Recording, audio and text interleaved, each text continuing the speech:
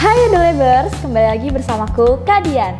Kalian tahu nggak sih kalau salah satu subtes UTBK SNBT tahun kemarin yaitu Literasi Bahasa Indonesia merupakan salah satu subtes yang paling banyak mengecoh?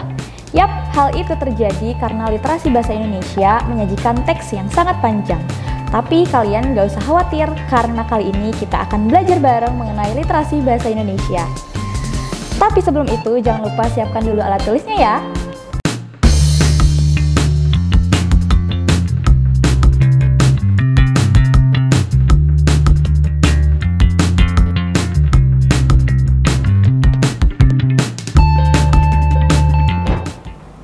Oke teman-teman, kali ini kita akan membahas tentang literasi bahasa Indonesia. Nah, langsung aja kita ke soal nomor pertama. Oke, di soal nomor pertama ini teman-teman ada teks yang lumayan panjang, yaitu tentang Kota Batam. Nah, langkah pertama untuk menjawab soal literasi bahasa Indonesia itu seperti apa? Kita jangan membaca teksnya terlebih dahulu teman-teman. Kenapa? Karena membaca teks itu akan membutuhkan waktu yang sangat panjang.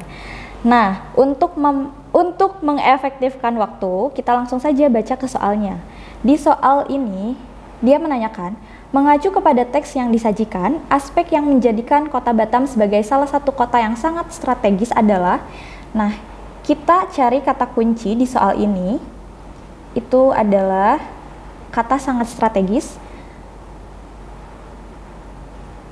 Nah, Kota Batam menjadi salah satu kota yang sangat strategis. Nah, setelah kita tahu kata kunci di soal ini adalah Kota Batam adalah kota yang sangat strategis, maka kita cari di dalam teks mana kalimat atau kata-kata yang mengandung kata kunci yang tadi, yaitu strategis. Coba kita baca dulu dari paragraf pertama ya. Kota Batam adalah sebuah kota terbesar di Provinsi Kepulauan Riau, Indonesia. Menurut Dinas Kependudukan dan Catatan Sipil Kota Batam per 2015, jumlah penduduk Batam mencapai 1.037.107 jiwa. Batam merupakan bagian dari kawasan khusus perdagangan bebas Batam Bintan Karimun. Batam merupakan salah satu kota dengan letak yang sangat strategis. Nah, ini teman-teman sudah ditemukan. Batam merupakan salah satu kota dengan letak yang sangat strategis. Nah, untuk menjawab soal ini berarti jawabannya itu ada di kalimat sebelum yang digarisbawahi atau kalimat sesudah yang digarisbawahi. Nah, tadi kalimat sebelum yang digarisbawahi itu menyebutkan bahwa Batam merupakan bagian dari kawasan khusus perdagangan bebas Batam, Bintan, dan Karimun. Ini tidak menjawab mengapa Batam itu sebagai kota yang strategis. Nah, kita baca di kalimat sebelumnya, selain berada di jalur pelayaran internasional, kota ini memiliki jarak yang sangat dekat dan berbatasan langsung dengan Singapura dan Malaysia. Sebagai kota terencana, Batam merupakan salah satu kota dengan pertumbuhan terpusat di Indonesia. Oke, nah teman-teman di sini sudah ada pernyataan bahwa kota ini memiliki jarak yang sangat dekat dan berbatasan langsung dengan Singapura dan Malaysia. Oleh karena itu, kita tahu bahwa alasan mengapa kota Batam itu sebagai kota yang sangat strategis adalah letak geografisnya yang sangat strategis, karena Batam itu letaknya berdekatan dengan Singapura dan Malaysia.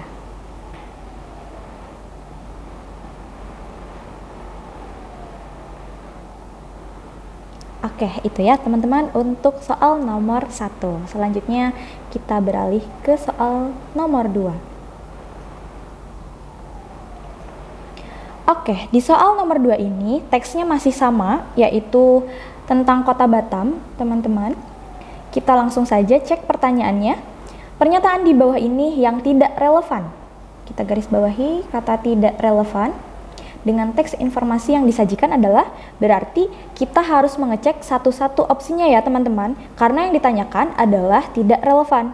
Berarti kita harus tahu nih apakah opsi A relevan dengan teks atau tidak, opsi B relevan dengan teks atau tidak, dan sebagainya. Nah, kita cek satu-satu dari mulai opsi yang A dulu. Oke, Kota Batam memiliki status khusus dibandingkan kota lainnya di Indonesia. Kata kunci dari opsi A ini adalah status khusus. Oke, kita cari di dalam teks mana kira-kira kalimat yang mengemukakan bahwa Batam itu sebagai salah satu kota yang khusus gitu ya. Oke. Di paragraf pertama, nah ini, Batam merupakan bagian dari kawasan khusus perdagangan bebas Batam, Bintan, Karimun atau BBK, seperti itu. Nah, berarti untuk opsi yang A itu relevan ya teman-teman, karena dia sudah ada di paragraf pertama.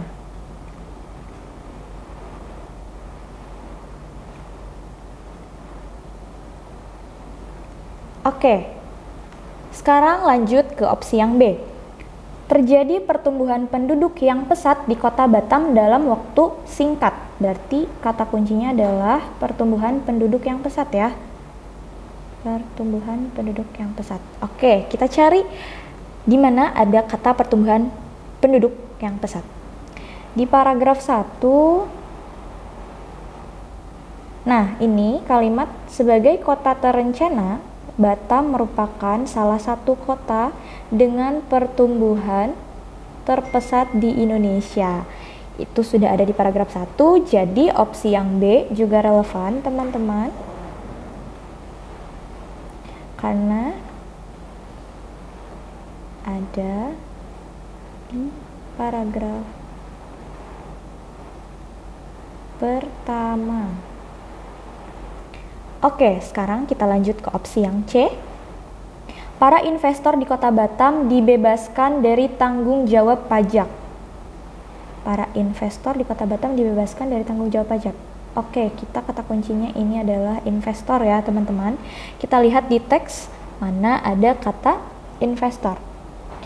Tadi di paragraf pertama tidak ada kata investor, kemudian paragraf 2.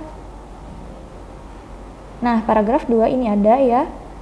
Keberadaan kawasan perdagangan bebas juga ditujukan untuk menarik minat para investor. Para investor juga dimanjakan dengan adanya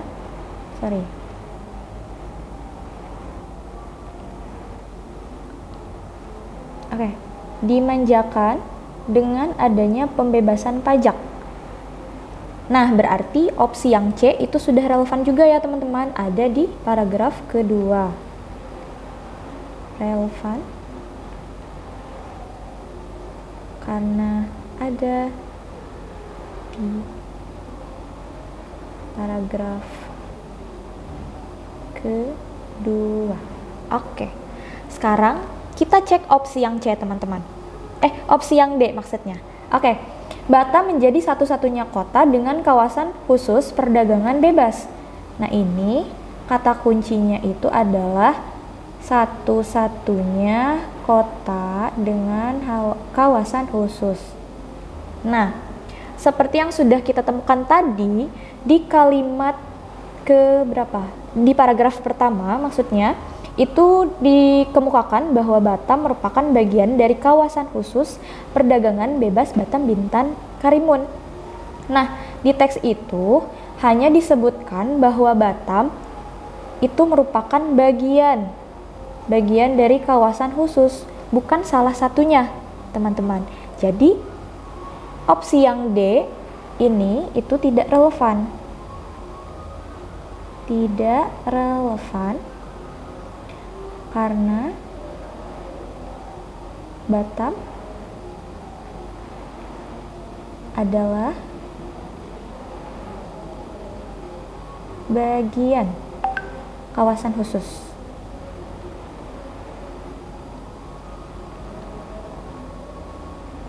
Jadi untuk soal ini jawabannya adalah opsi D ya teman-teman.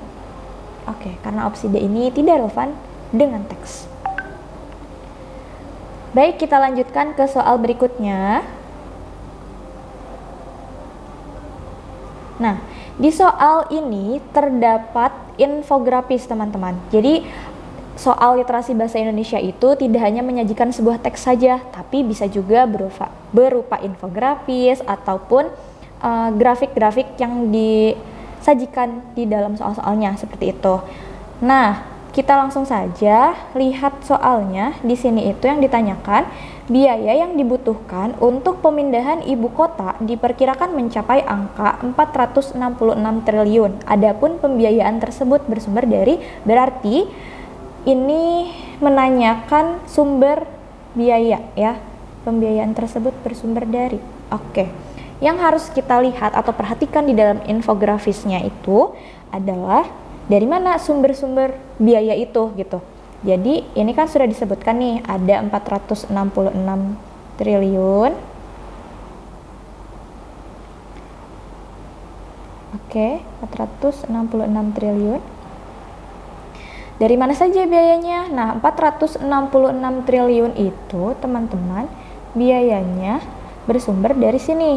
Di sini kan ada skema pembiayaan nih, skema pembiayaan 89,4 triliun itu dari hal-hal ini, dari infrastruktur dasar, istana negara, gedung TNI dan Polri, dan masih banyak lagi. Kemudian di sini ada 253,4 triliun itu dari sini, banyak juga. Dan yang terakhir itu 123,2 triliun itu dari sini ya teman-teman. Nah, di dalam infografisnya sudah dikemukakan bahwa biaya-biaya itu bersumber dari banyak hal. Maka dari itu pasti kita juga tahu dong kalau misalnya sumber pembiayaan untuk pemindahan ibu kota itu berasal dari beberapa sumber pendanaan gitu ya. Jadi tidak hanya dari anggaran pendapatan dan belanja negara saja, tidak hanya dari BUMN saja gitu, tapi dari beberapa sumber pendanaan. Seperti itu untuk soal nomor 3. Baik, kita lanjutkan ke soal berikutnya. Oke, soal ini menyajikan, di sini ada grafik ya teman-teman. Kita langsung lihat saja soalnya apa yang ditanyakan. Pernyataan di bawah ini yang relevan dengan infografis yang disajikan adalah, di sini menanyakan informasi yang relevan juga ya teman-teman. Kalau misalnya informasi yang relevan, berarti kita harus mengecek satu-satu opsi jawabannya. Kita cek dulu dari opsi yang A. Opsi A, sebentar. Penjualan mobil listrik di Indonesia masih didominasi oleh merek tertentu. Nah, ini yang di garis bawah itu berarti penjualan mobil listrik masih didominasi oleh merek tertentu. Nah, pernyataan yang A ini relevan ya teman-teman, karena di sini sudah ada nih mobil listrik bertenaga baterai yang menjamur. Nah, ada kata menjamur. Kata menjamur di sini maksudnya ramai, begitu ya teman-teman. Ramai di jalan Indonesia, yaitu produk dari Hyundai dan Wuling. Di sini sudah ada 2 produk ya teman-teman. Jadi untuk opsi yang A itu sudah relevan. Karena penjualan mobil listrik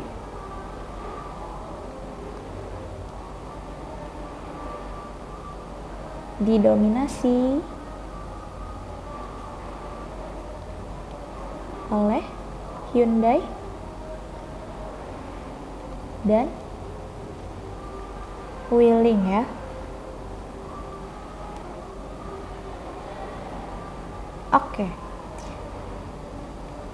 Berarti dari soal ini kita sudah tahu ya teman-teman, sudah menemukan jawaban, yaitu ada di opsi yang A. Nah, tapi kita juga harus cek dulu nih opsi-opsi yang lainnya.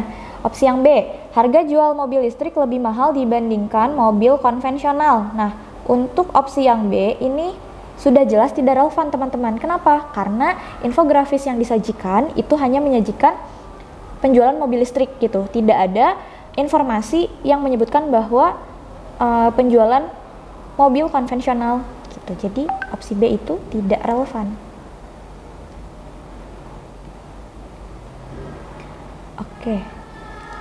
Karena tidak relevan, karena tidak memberikan informasi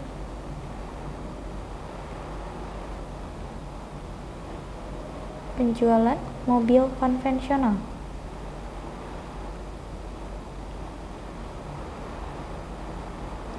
Oke, selanjutnya opsi C. Di opsi C itu mobil listrik yang dijual di Indonesia mayoritas merupakan mobil impor negara lain. Nah, mayoritas berarti yang dijual itu katanya mobil impor, tapi kita bisa lihat bahwa penjualan itu justru mayoritasnya dari lokal, teman-teman. Ini 1, 2. Nah, itu lebih banyak daripada yang impor ya, teman-teman. Jadi opsi C juga tidak relevan. Tidak relevan. Oke, sekarang kita cek opsi D. Opsi D di sini terjadi penurunan perdagangan mobil listrik pada tahun 2022. Oke, penurunan perdagangan di tahun 2022 katanya. Di tahun 2022 penurunan perdagangan.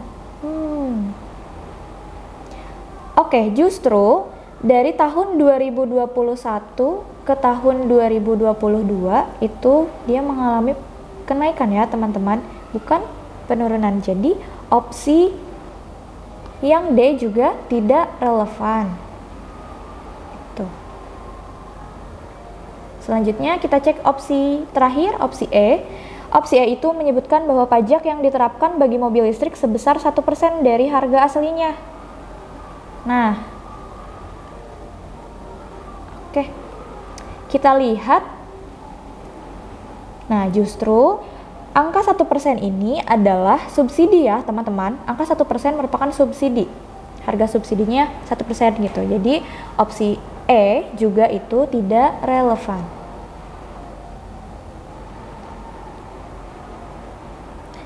Oke, jadi sudah jelas teman-teman untuk soal ini. Jawabannya adalah opsi yang A.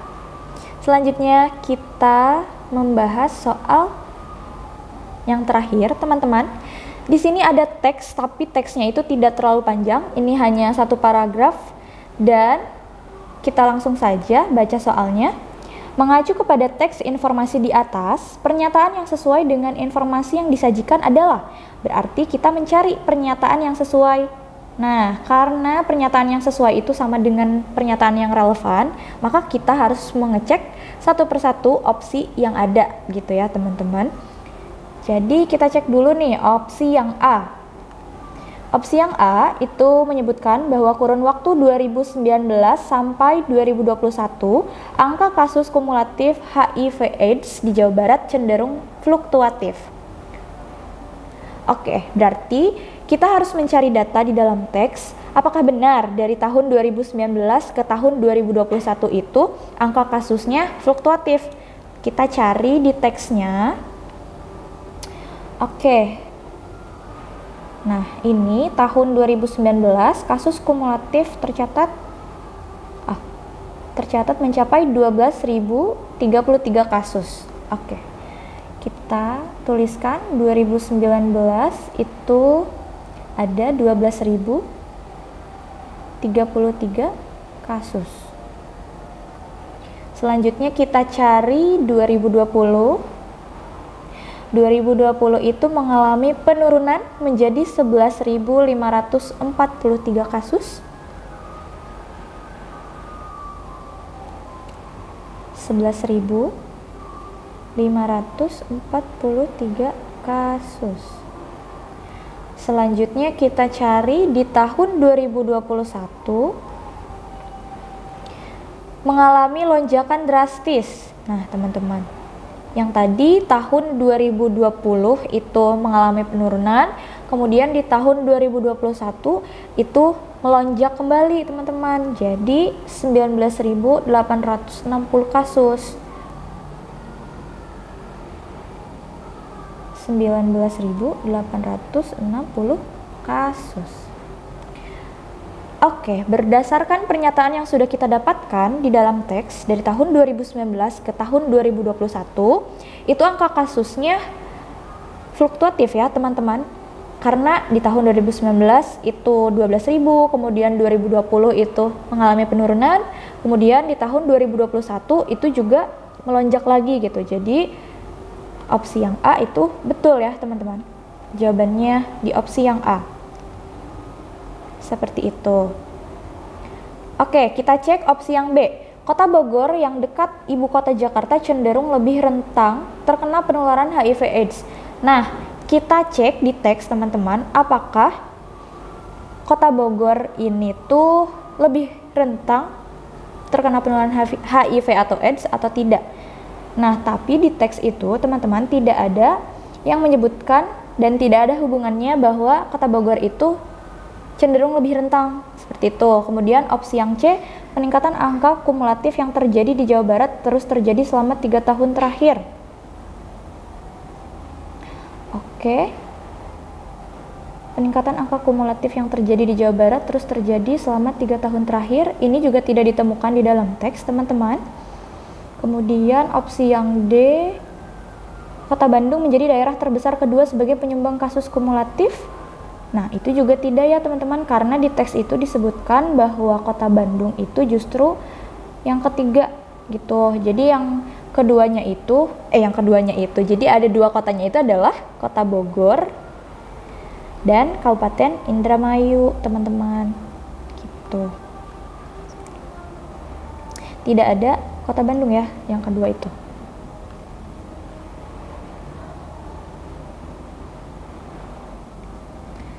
Oke, selanjutnya opsi yang E, angka kasus kumulatif HIV/AIDS di Jawa Barat mengalami kenaikan yang signifikan setiap tahun. Nah, ini juga salah ya teman-teman, tidak relevan atau tidak sesuai karena tadi data yang sudah kita dapatkan bahwa dari tahun 2019 ke tahun 2021 itu dia tidak mengalami kenaikan tapi mengalami fluktuatif gitu. Jadi turun dulu baru melonjak drastis atau mengalami kenaikan. Oke teman-teman, segitu dulu pembahasan soal literasi bahasa Indonesia kali ini. Semoga pembahasannya bermanfaat untuk teman-teman. Jangan lupa untuk like videonya dan bagikan video ini ke teman-teman kalian. Juga jangan lupa untuk subscribe YouTube EduLab Indonesia. Sampai jumpa di video berikutnya. Dah!